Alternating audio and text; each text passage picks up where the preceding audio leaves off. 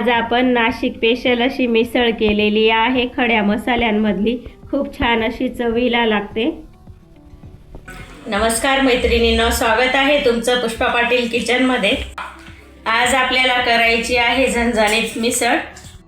मिसळ म्हटलं म्हणजे वेगवेगळ्या भागामध्ये वेगवेगळ्या पद्धतीने बनवली जाते।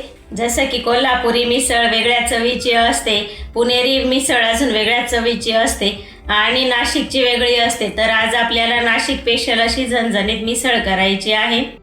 एकदम साधी सिंपल आहे रेसिपी। लगेच रेसिपीला सुरुवात करू।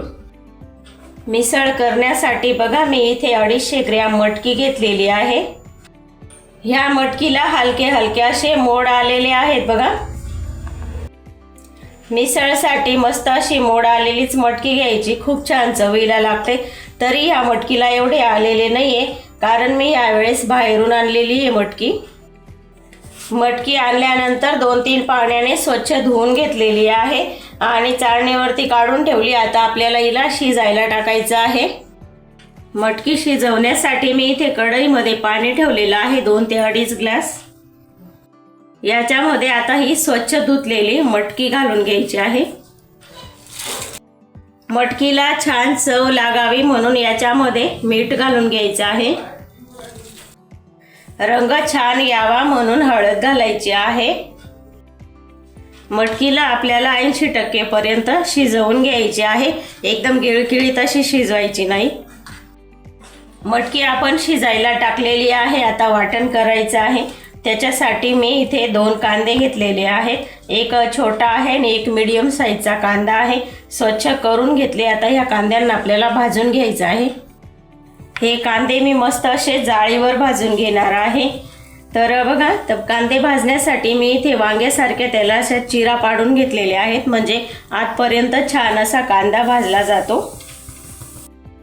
कांदे बघा खूप छान असे भाजले गेलेले आहेत, मस्त असे थोडेसे काळपट केलेले आहेत। गॅस बंद करून हे कांदे काढून घेऊ। असे कांदे भाजून घेतले ना तर मिसळीला खूप छान अशा चुलीवरच्या मिसळसारखी चव येते। कांदे आपण भाजून घेतले, त्यासोबत लागणार आहे आपल्याला खोबरं। छोटासा खोबऱ्याचा तुकडा मी असा चिरून घेतलेला आहे। 1 चमच तीळ घेतलेली आहे। तीळऐवजी तुम्ही खसखस सुद्धा घेऊ शकता। आणि 1 चमच धने घेतलेले आहेत।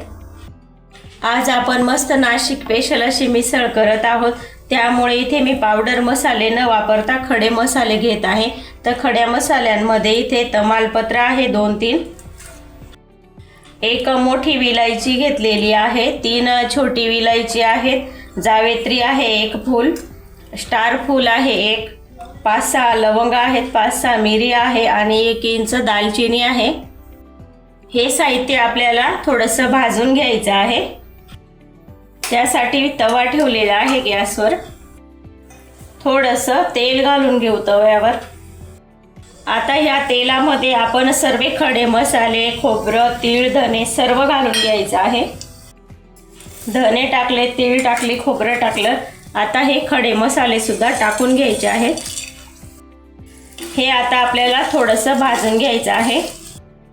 हे खडे मसाले जास्त सुद्धा भाजायचे नाही, जास्त भाजले गेले तर मिसळीची करपट अशी चव येते। मसाले छान भाजले गेले, काढून घेऊ।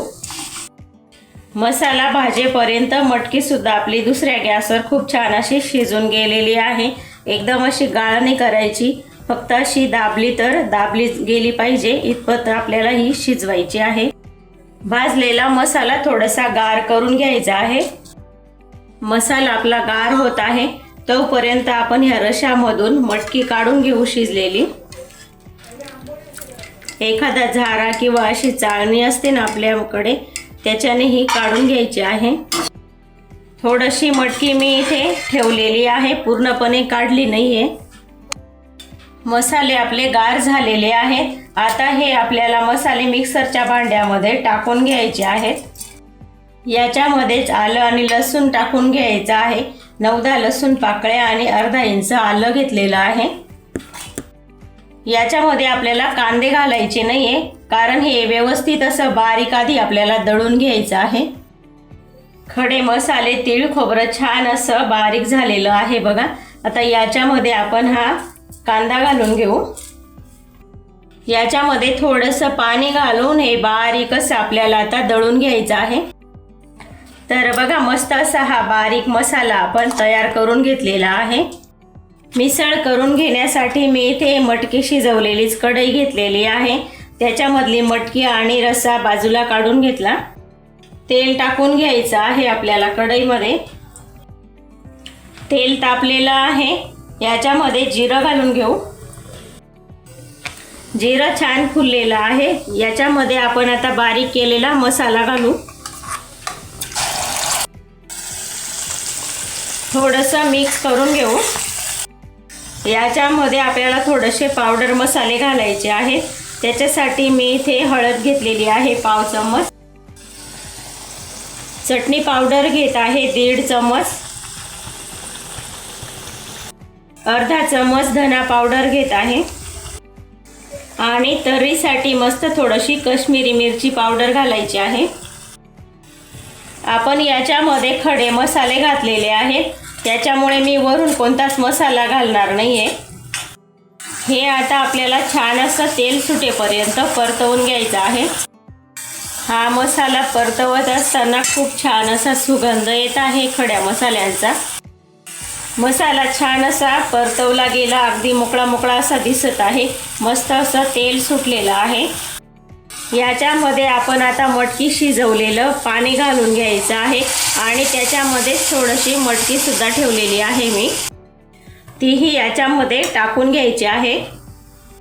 आपल्याला ह्या मिसळचा पातळ असा रस्सा करून घ्यायचा आहे, त्याच्यासाठी मी इथे गरम पाणी घालत आहे। तर बघा असा पातळ मी रस्सा करून घेतलेला आहे। याच्यामध्ये आपल्याला थोडंसं मीठ टाकून घ्यायचं आहे, कारण आपण याच्यामध्ये थोडं पाणी वाढवलेलं आहे, आधी सुद्धा आपण घातलेलं होतं, त्याच चवीनुसार आपल्याला आता मीठ घालायचं आहे। याला आता आपल्याला 5 मिनिटं छान असं उकळवून घ्यायचं आहे। मिसळीला बघा खूप छान अशी खळखळून उकळी आलेली आहे। 1 मिनिटभर अशी मोठ्या गॅसवर उकळी आणून घ्यायची, म्हणजे सर्व मसाले छान असे उकळले जातात आणि मिसळ खूप छान अशी चवीला लागते। आता आपण गॅस कमी करून देऊ, 4-5 मिनिटं अजूनही उकळवून घेऊ कमी गॅसवर। 5-6 मिनिटं उकळवून घेतल्यानंतर बघा किती छान असा कट आलेला आहे मिसळीला। तयार आहे आपली मस्त अशी नाशिक स्पेशल झणझणीत मिसळ। वरून थोडीशी बारीक चिरलेली कोथिंबीर घालू। झाली आपली मस्त मिसळ, आता गरम गरम खायला घेऊ। छान अशी आपण थाळी सजवलेली आहे। आता मिसळ वाढून घेऊ। तर एका डिशमध्ये मटकी टाकून घ्यायची आहे थोडीशी। या मटकीवरती आता रस्सा टाकून घ्यायचा आहे। रस्सा टाकून घेतला, आता थोडासा कट टाकून घ्यायचा आहे मटकीच्या वरचा। त्याच्यावरती मस्त थोडंसं फरसाण घालायचं आहे। वरून बारीक चिरलेला कांदा घालू। याच्यावरून थोडंसं आपण कट घालू। तयार आहे आपली मस्त अशी झणझणीत मिसळ थाळी। तुम्हाला ही झणझणीत मिसळ आवडली असेल तर लाईक, शेअर, सबस्क्राईब करायला विसरू नका। धन्यवाद।